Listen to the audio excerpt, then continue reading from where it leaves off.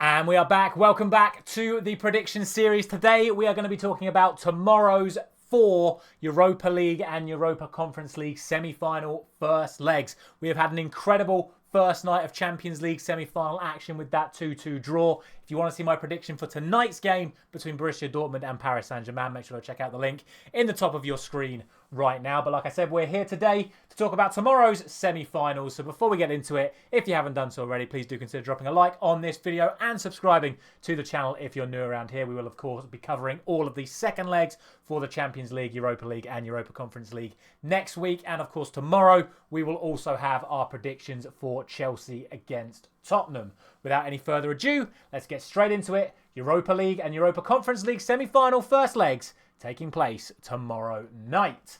We start off, as always, with the Europa Conference League. I don't really know why they've decided to put all four games on at the same time. I think it would have been quite nice to have the Conference League taking place first and then the Europa League taking place second. Kind of like what they sort of did with some of the quarterfinals. But it is what it is. All four games tonight taking place, or should I say tomorrow night, taking place at 8 o'clock. But we'll start off with Aston Villa taking on Olympiacos. And I know that we have a lot of Greek fans that have been watching these Europa League and Europa Conference League videos. A lot of PAOK and Olympiacos fans looking out for my predictions in these games. Obviously, PAOK were eliminated by Club Brugge. We will get to them shortly. But today, it is Olympiacos taking on the English team of Aston Villa. And if you look at the form of these two sides, it's not as easy as people might think. I think a lot of people are expecting Aston Villa to take this one pretty comfortably.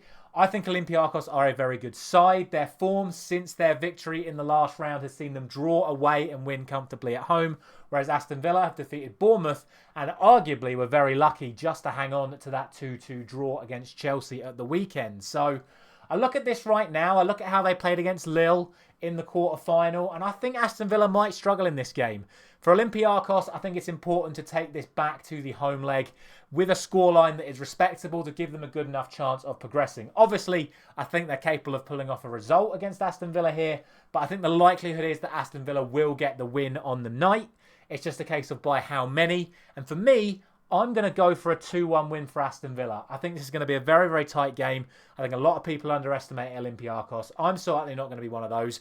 Although the last time I backed Olympiacos, they got thrashed. So we'll see what happens in this one. I'm going to go for 2-1 to Villa. Will it be enough to see them through to the final? We shall see. But that is what I'm going for the opening game. The other game in the Europa Conference is Fiorentina taking on the aforementioned Club Brugge, the defeaters of PAOK.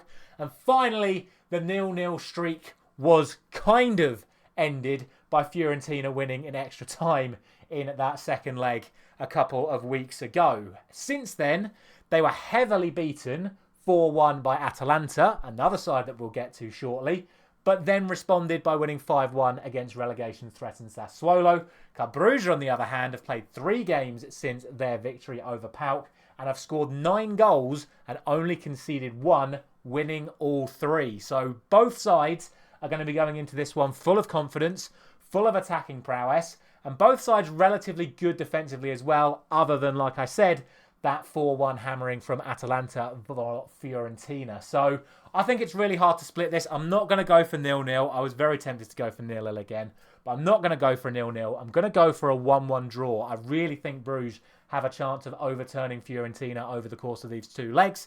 That is how I see this one going. Tight one to call. I did go for a draw in the Champions League last night, and that is exactly how it ended up. Although I went for 1-1, it ended up being 2-2. So hopefully, another draw predicted for tomorrow's fixtures will result in another draw. But let me know your thoughts. Those are the Europa Conference League predictions. Before we get into it, like I said, let me know all your thoughts on these 2 fixtures in the comment section below. And now let's look ahead to the Europa League games also taking place tomorrow. And that does bring us to Atalanta, as we just spoke about. They recently did beat Fiorentina 4-1. They're taking on a Marseille side who, to be honest, still aren't playing very well. Like, I was shocked they got the result against Benfica. I really was. And fair play to Marseille for that. But they've backed up that result against Benfica with 2 2-2 draws and a 2-1 win. Whereas Atalanta, as we already spoke about, have recently beaten Fiorentina 4-1. That was one of 3 games that they have played since their victory over Liverpool, albeit a defeat that was an overall aggregate win.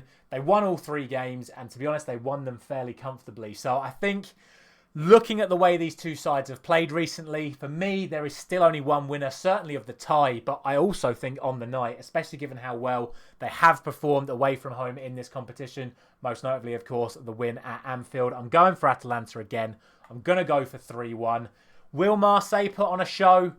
I'd like to think for the realms of entertainment they possibly could, but I just don't see it. I don't think they're playing well enough at the moment. Yes, they got the result against Benfica. I don't see it being enough to get a result against Atalanta. And then finally, arguably the biggest tie of the night, it is AS Roma taking on Bayer Leverkusen. And the question is, can Bayer Leverkusen's luck just keep on going? Because their last 3 matches, the second leg against West Ham, the game against Borussia Dortmund, and then the game against Stuttgart in the league, all 3 games ended in draws. All 3 games were drawn by a goal in the 90th minute or later from Bayer Leverkusen. Last few weeks, since they won that league title, Bayer Leverkusen have not been at their absolute maximum. There is no doubt about that. Yes, they have been resting players. Yes, this is probably their maximum priority right now. They're obviously going for some sort of treble with the league, the cup, and the Europa League. Obviously not the Champions League. But I just have a little sneaky feeling that the way that Roma have been playing to get the result in both legs against AC Milan, to then go on and get another win in Serie A, to then go and draw away at Napoli, I've just got this sneaky little feeling that Roma are ending Bayer Leverkusen's unbeaten run tomorrow night. I don't know what it is.